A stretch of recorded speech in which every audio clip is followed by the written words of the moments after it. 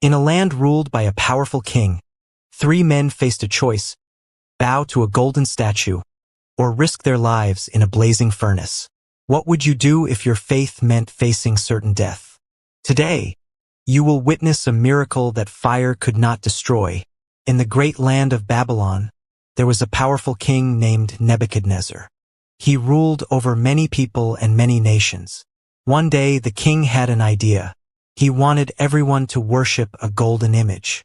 So he gave an order. A very strong law was made. The law said that when music played, every person must bow down to the golden image. No one was allowed to stand. No one was allowed to refuse. It did not matter who they were, rich or poor, young or old. Everyone had to obey the king's command. The king did not make a small image. He made a very big one. It was made of gold and shone brightly under the sun. It stood tall on the plain of Dura, where everyone could see it. People came from many places to look at it. Leaders, rulers, soldiers, and common people all gathered there. The king wanted everyone to see his power. He wanted everyone to honor the image. The golden image stood like a giant, watching over the land, waiting for the day when all people would bow before it. Then the king called for a special gathering. He invited all the leaders of the land. Governors, judges, princes, and rulers came together. They stood before the golden image. The air was quiet, but full of fear. Everyone knew something important was about to happen. They waited for the king's command. No one spoke. No one moved. They stood still, watching and listening. They knew the king was serious. When he made a law, it could not be changed. Everyone had to obey, no matter what it cost them. A loud voice was heard across the crowd. A messenger spoke for the king. He said, "People of every nation and language, listen carefully. When you hear the sound of music, you must fall down and worship the golden image." The message was clear and strong. No one could misunderstand it. The people looked at one another, afraid. They knew they had no choice. The king's order was final. The sound of music would be the signal. And when it played, every person must bow to the ground. The messenger continued to speak. His voice became even more serious. "Anyone who does not bow down and worship will be thrown into a burning fiery furnace." The words brought fear to the hearts of the people. A fiery furnace was a place of great heat and danger. No one could survive inside it. The punishment was clear and deadly. The people began to worry. They knew they must obey or face death. Fear spread through the crowd like fire. No one wanted to be the one who refused. At last, the moment came. The music began to play. Loud sounds filled the air. Horns, drums, and many instruments made a strong noise. As soon as the people heard the music, they fell down. One by one, they bowed to the golden image. No one wanted to take a risk. They all obeyed the king. The ground was filled with people lying flat. From far away, it looked like a sea of bodies bowing together. The king watched, pleased with what he saw. But in the middle of the crowd, something was different. Three men were standing. Their names were Shadrach, Meshach, and Abednego. They were servants of the true God. They believed in only one God, and they would not worship any image. Even when everyone else bowed down, they remained standing. They were not afraid of the king's law. They were not afraid of the furnace. They chose to obey God instead of man. Their hearts were strong, and their faith did not shake. Some men in the crowd noticed them. These men were jealous and did not like Shadrach, Meshach, and Abednego. They quickly went to the king. They said, "O king, live forever. You made a law that everyone must bow down when the music plays. But these men do not obey you. They do not serve your gods. They do not worship the golden image you have set up." The king listened carefully. His face began to change. Anger started to rise inside him. The king became very angry. His face was filled with rage. He could not believe that anyone would disobey him. He gave an order at once. "Bring Shadrach, Meshach, and Abednego to me." Soldiers quickly went to get them. Soon, the three men stood before the king. The room was quiet again. Everyone watched to see what would happen next. The king looked at them with burning eyes. He was powerful and he was not used to being disobeyed. The king spoke to them directly. "Is it true?" he asked. "Do you not serve my gods? Do you not worship the golden image I have set up?" His voice was strong and full of anger. Then he gave them another chance. "When you hear the music again, bow down and worship the image. But if you do not, you will be thrown into the fiery furnace." Then he said something bold. "And who is the God that will save you from my hand?"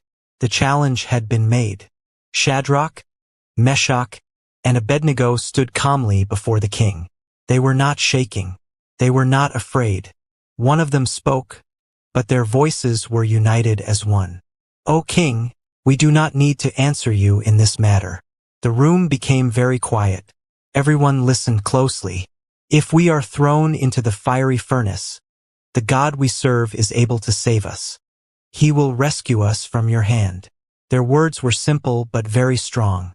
They trusted God completely, no matter what would happen next. Then they said something even more powerful. "But even if he does not save us, we will still not serve your gods." The king's face became red with anger. The room felt heavy and tense. No one had ever spoken to the king like this before.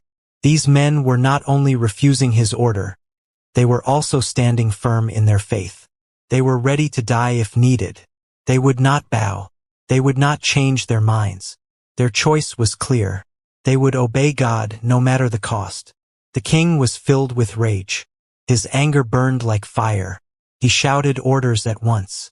"Heat the furnace 7 times hotter than usual." The strongest soldiers in his army were called forward. The fire in the furnace grew hotter and hotter. Flames rose high into the air. The heat was so strong that people nearby could feel it from a distance. The king wanted to make an example of these men. He wanted everyone to see what happens when someone disobeys him. The soldiers grabbed Shadrach, Meshach, and Abednego. They tied them up tightly. They did not remove their clothes. The men were still wearing their robes, their belts, and their turbans. There was no time to waste. The king's order had to be carried out quickly. The furnace was ready. The fire was roaring loudly. The heat was fierce and deadly. The soldiers began to drag the 3 men toward the furnace. Everyone watched in fear. This looked like the end for them. As the soldiers came near the furnace, the heat became too much. The fire burst out with great power. The flames were so strong that they killed the soldiers who were carrying the 3 men. The soldiers fell down at once. But Shadrach, Meshach, and Abednego were thrown into the furnace. Bound and surrounded by fire, they fell into the flames. The fire closed around them. From the outside, it looked like there was no hope. The crowd stood in shock, watching what would happen next. King Nebuchadnezzar sat and watched the fire. First, he was pleased. But then something strange caught his attention. He leaned forward and looked closely into the furnace. His eyes grew wide. He stood up quickly. Something was not right. He turned to his advisors and asked, "Did we not throw 3 men into the fire?" They answered, "Yes, O king." The king looked back into the furnace again, unable to believe what he was seeing. The king spoke again, his voice filled with surprise. "Look," he said, "I see 4 men walking in the fire." The men were not tied anymore. They were not falling. They were not crying. They were walking freely inside the flames. The fire was not hurting them. The king could not understand it. Then he said something even more shocking. "The 4th man looks like the Son of God." The room filled with wonder. Everyone stared at the fire in amazement. Inside the furnace, something beautiful was happening. The fire that should have destroyed them was not touching them. Shadrach, Meshach, and Abednego were safe. They were not alone. God was with them in the fire. The flames moved around them, but did not harm them. Their ropes were gone. They were free. They walked in peace, even in the middle of the fire. The presence of God was there, protecting them, keeping them safe from all harm. King Nebuchadnezzar could not sit still anymore. He rushed toward the opening of the furnace. He called out loudly, "Shadrach, Meshach, and Abednego, servants of the Most High God, come out, come here." His voice had changed. He was no longer full of pride. Now he was full of wonder and respect. The crowd watched closely. Would they come out? Were they really alive? Everyone held their breath as they waited for the answer. Then something amazing happened. Shadrach, Meshach, and Abednego walked out of the fire. They stepped out calmly, one by one. The crowd rushed closer to see them. The leaders gathered around them in disbelief. They looked carefully at their bodies. The fire had not harmed them at all. Their hair was not burned. Their clothes were not damaged. There was not even the smell of smoke on them. It was a miracle. Everyone could see it clearly. The king stood in silence for a moment. He looked at the three men, amazed. Then he spoke with a loud voice. "Praise be to the God of Shadrach, Meshach, and Abednego," he said. "He has sent his angel and saved his servants who trusted in him." The king now understood something he did not know before.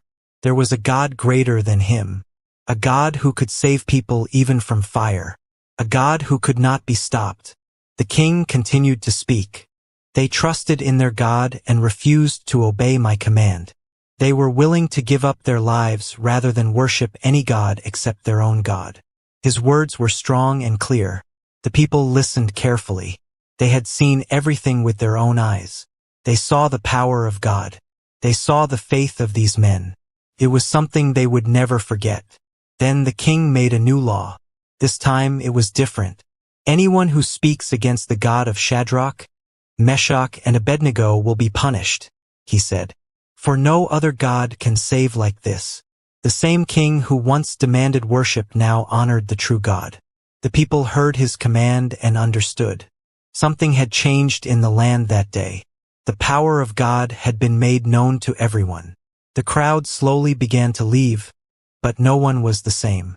They whispered to one another about what they had seen. A fire that could not burn. Men who could not be destroyed. A God who could not be ignored. The story spread quickly across the land. From house to house, from city to city, people spoke about the miracle. The names of Shadrach, Meshach, and Abednego became known everywhere. As for the three men, they stood together quietly. They had passed through fire, but they were still strong. They had faced death, but they were still alive. Their faith had not failed. They trusted God, and He did not leave them. Even in the worst moment, He was there. Even in the fire, He stayed with them. Their story became a sign of courage for all who heard it. The king then did something unexpected. He gave them honor. He lifted them higher in the kingdom. The same men who were about to be destroyed were now respected and rewarded. God did not only save them, He also blessed them. Their lives became even greater than before. It was clear to everyone that God was with them in a special way. This story became a lesson for many people. It showed that true faith does not change in hard times. Shadrach, Meshach, and Abednego did not wait for a miracle before they believed. They believed first. Even when they thought they might die, they still trusted God. Their faith was not based on fear. It was based on truth. And that made all the difference. People began to understand something important. God is not only with us in good times. He is also with us in the fire. When life becomes hard, He does not leave. He stays close. He protects. He helps. He saves. The fire may be strong, but God is stronger. This truth gave hope to many hearts. Shadrach, Meshach, and Abednego continued their lives in Babylon. But they were never forgotten. Their story lived on. Parents told it to their children. Teachers shared it with their students. It became a story of courage, faith, and victory. A story that reminds people to stand strong, even when everyone else bows. And so, the story ends with victory. Not just a victory over fire, but a victory of faith. 3 men stood when others bowed. 3 men trusted when others feared. And because of that, God showed His power to the world. No fire could destroy them. No king could stop them. Because when God is with you, nothing can stand against you.